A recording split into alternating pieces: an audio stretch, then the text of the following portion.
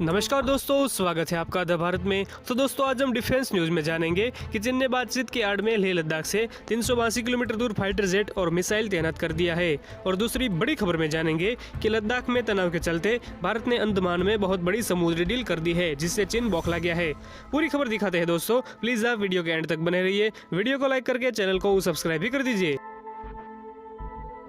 दोस्तों लद्दाख में जारी सीमा विवाद को हल करने के लिए भारत के साथ डिप्लोमेटिक और सैन्य स्तर पर बातचीत के दौरान भी चीन अपनी नापाक चाल से बाज नहीं आ रहा है। हाल में ही ली गई सैटेलाइट इमेज से खुलासा हुआ है कि चीन ने लेह से 382 किलोमीटर दूर होटान एयरबेस पर अपने लड़ाकू विमान और मिसाइलों के नए जखीरों को तैनात कर दिया है।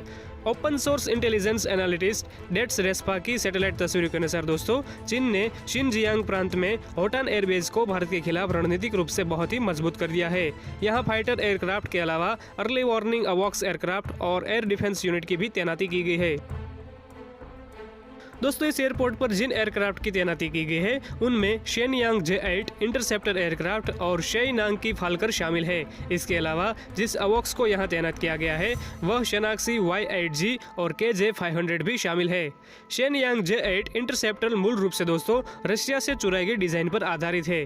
सिंगल सीटर यह प्लेन तेज गति से अत्याधुनिक ऊंचाई पर उड़ान भरने में सक्षम है दोस्तों। हालांकि दोस्तों इस विमान की ताकत को लेकर ज्यादा जानकारी हमें नहीं मिली है, लेकिन अधिक ऊंचाई पर उड़ने के कारण यह प्लेन आधे फ्यूल्स और आधे हथियार से ही हमला कर सकता है। इस कारण भारतीय वायुसेना एडवांटेज हो जाती है।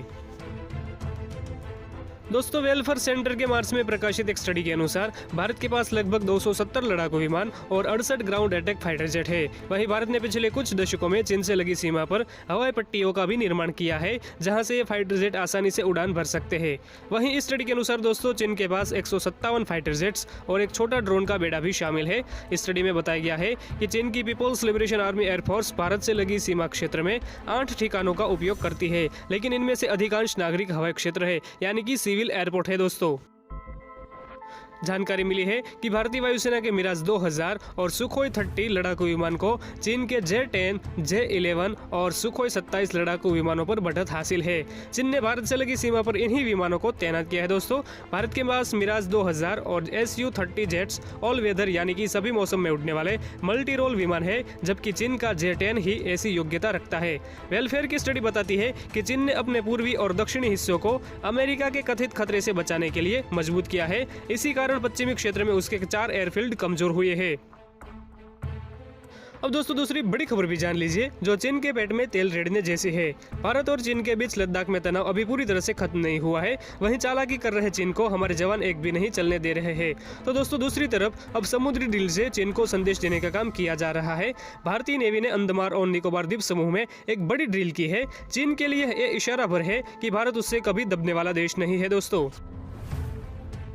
अंडमान और निकोबार द्वीप समूह के पास भारत की ड्रिल इसलिए महत्वपूर्ण हो जाती है क्योंकि यहां से चीन के कुछ समुद्री रास्ते गुजरते हैं, जहां ये वह कई व्यापारिक गतिविधियों को अंजाम देता है। चीन के लिए ये ड्रिल डबल अटैक जैसी है दोस्तों। दरअसल इससे पहले साउथ चाइना सी में अमेरिका के 2 एयरक्राफ्ट कैरियर लड़ाकू ड्रिल कर रहे हैं और चीन के पास उन्हें देखते रहने के अलावा कोई चारा नहीं है।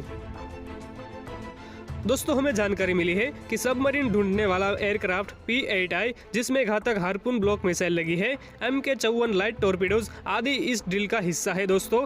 इससे पहले मलाक्का में ही भारत और जापान ने भी पिछले ही महीने ड्रिल की थी, लेकिन वह मीडियम लेवल की थी। गलवान घाटी में भारत और चीन के बीच तनावपूर्ण स्थितियों के बीच रक्षा मंत्री राजनाथ सिंह शुक्रवार को ही लेह के दौरे पर पहुंचे थे और उसके साथ chief of defence staff Bipin Rawat और chief of army staff general Manoj Mukund Naravane भी शामिल थे। तो इसलिए राजनाथ सिंह का ये दौरा बहुत ही महत्वपूर्ण साबित हो जाता है और अंडमान में भारतीय नेवी की जो युद्ध ड्रिल हो रही है वो भी बहुत ही महत्वपूर्ण साबित हो जाती है।